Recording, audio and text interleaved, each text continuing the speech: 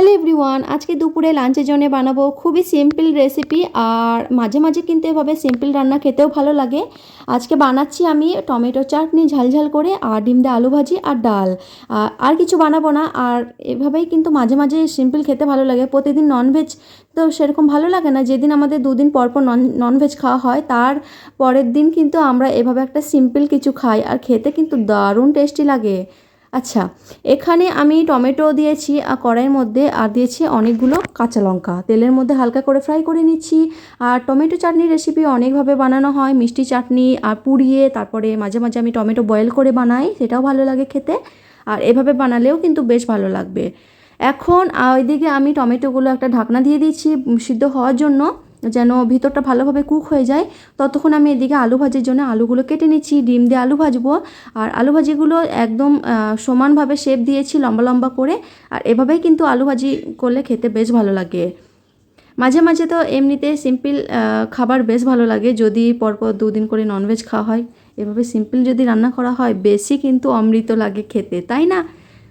আচ্ছা, এখানে আমি আলুগুলো কেটে নিয়েছি একদম এই লম্বা লম্বা শেপ করে। তারপরে আমি আলুটা ধুয়ে নিব। ততক্ষণে ওইদিকে আমার টমেটোগুলোও কিন্তু ফ্রাই করা হয়ে গেছে। ঠান্ডা হওয়া অবধি রেখে দিব টমেটোগুলো।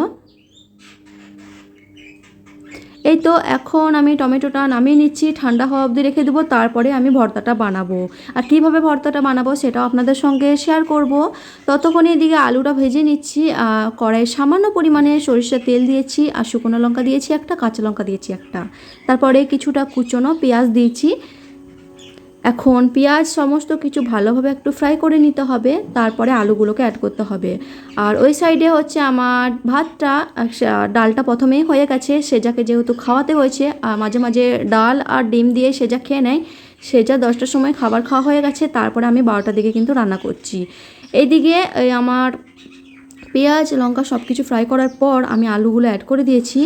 আলুগুলোর মধ্যে কিছুটা লবণ, অল্প পরিমাণে হলুদ দিয়েছি। হলুদটা খুবই অল্প দিতে হবে, এমনিতে আলু ভাজাতে বেশি হলুদ দিয়ে দিলে কিন্তু বেশি কালার হয়ে যায়। সেজন্য হালকা 1 চিমটি পরিমাণে হলুদটা দিয়েছি, ব্যাস। এর মধ্যে আর কিচ্ছু লাগবে না। এভাবে সিম্পলভাবে আলু ভাজলে বেশি খেতে ভালো লাগে। এখন ডিমটা দেওয়ার পালা। মিডিলের মধ্যে আমি ডিমটা দিয়ে দিচ্ছি। আলু ভাজাগুলো সাইড করে মিডিলে ডিমটা দিয়ে ভালোভাবে মাখিয়ে নিতে হবে।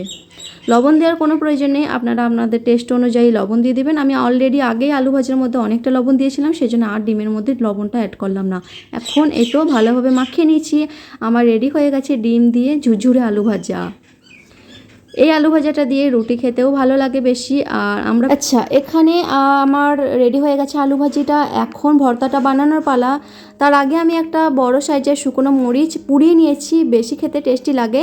আর এদিকে টমেটোর উপরে যে শক্ত আস্তরণটা আছে সেটা আমি উঠিয়ে নিচ্ছি। এরপরে হামাল দস্তা করে ভালোভাবে ম্যাশ করে নিব। সঙ্গে কিন্তু রসুনটাও অ্যাড করতে পারেন তেলের মধ্যে ফ্রাই করে। রসুনটা আমি অ্যাড করলাম না, আর রসুন অ্যাড করলেও কিন্তু ভালো লাগে খেতে। আর বেগুন অ্যাড করলেও ভালো লাগে, বেগুন আর টমেটো ভর্তা। আমি আজকে সিম্পলভাবে বানালাম, আর একটাই রাখলাম মেনু, বেশ ভালো লাগবে খেতে। মাঝে মাঝে বেগুন আর টমেটো পুড়িয়ে আমি টমেটো বেগুন ভর্তা বানাই, সেটাও বেশ ভালো লাগে খেতে। রুটি দিয়ে খেতে বেশি ভালো লাগে সেটা। এখন এই তো শুকনো পুরানো মরিচটা আর কিছুটা পেঁয়াজ কুচিয়ে নিয়েছি, আর পরিমাণ মতো লবণ দিয়ে দিচ্ছি, ভালোভাবে ম্যাশ করে নিচ্ছি। আর আপনারা চাইলে কাঁচা যে কাঁচা সরিষার তেলটা আছে সেটাও অ্যাড করতে পারেন। আমি আর তেল অ্যাড করলাম না, যেহেতু তেলের মধ্যে আর সব কিছু ফ্রাই করেছিলাম টমেটোগুলো, সেই জন্য তেলটা এখন স্কিপ করলাম। এই তো আমার বানানো হয়ে গেছে টমেটো ভর্তা। হামাল দস্তা করে ভালোভাবে ম্যাশ করে নিলাম। আজকে ছিল সিম্পল মেনু, আলু ভাজা, ডাল, টমেটো চাটনি, আর ছিল স্যালাড। কেমন লাগলো আমার সিম্পল রেসিপিটা অবশ্যই জানাবেন। আর আপনারা কে কে পছন্দ করেন এই রেসিপিগুলো অবশ্যই জানাবেন।